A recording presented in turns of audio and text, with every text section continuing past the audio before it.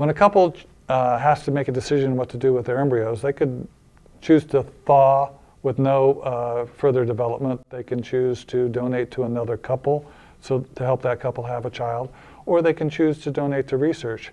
And when you think about it, with donating to research, they're really helping a large segment of society.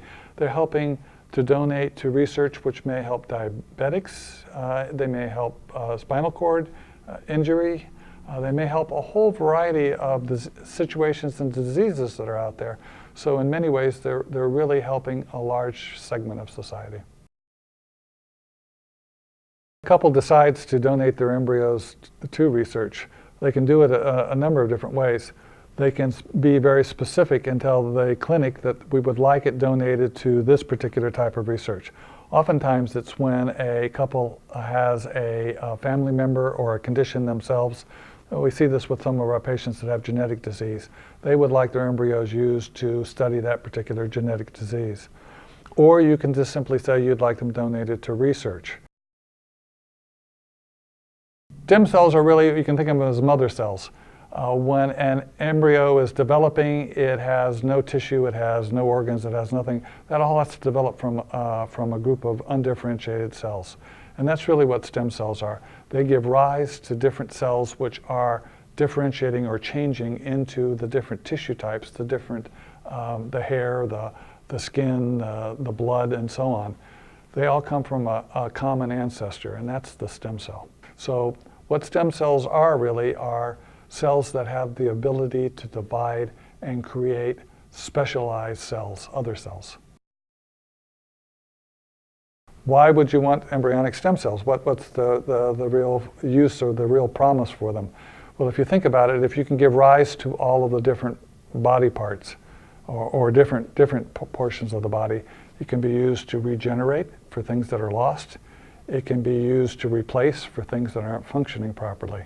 So, I'll give an example, diabetes. Your pancreatic cells are no longer able to produce insulin. Stem cells, if we can find a way to move them or trick them into differentiating into those cells which can form insulin, could be transplanted back and replace the cells which aren't working properly.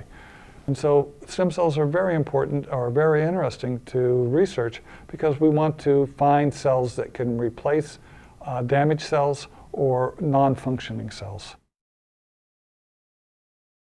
These embryos, we call them embryos, but they're really pre-implantation stage embryo, just a collection of at most a few hundred cells. At that point, when it gets past a few hundred cells, it's organized into a nice blastocyst. It really needs to implant in a uterus, in a uterine lining, before it can go on any further. So most of the embryology, the research that's done is done in tissue culture where it's grown as a layer of cells in the bottom of a petri dish. The material that's left really and the way it's dissociated, it will never form an embryo, can never be used and transplanted to a uterus or create a baby in any way, shape, or form.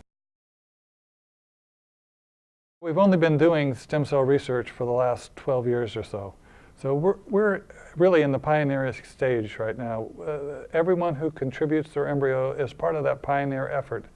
And the potential is so great that future generations are going to look back on this and they're going to know that the breakthroughs and things that have occurred because of stem cells were really contributed by these early pioneers, the people who had the vision and allowed their embryos to be used for research.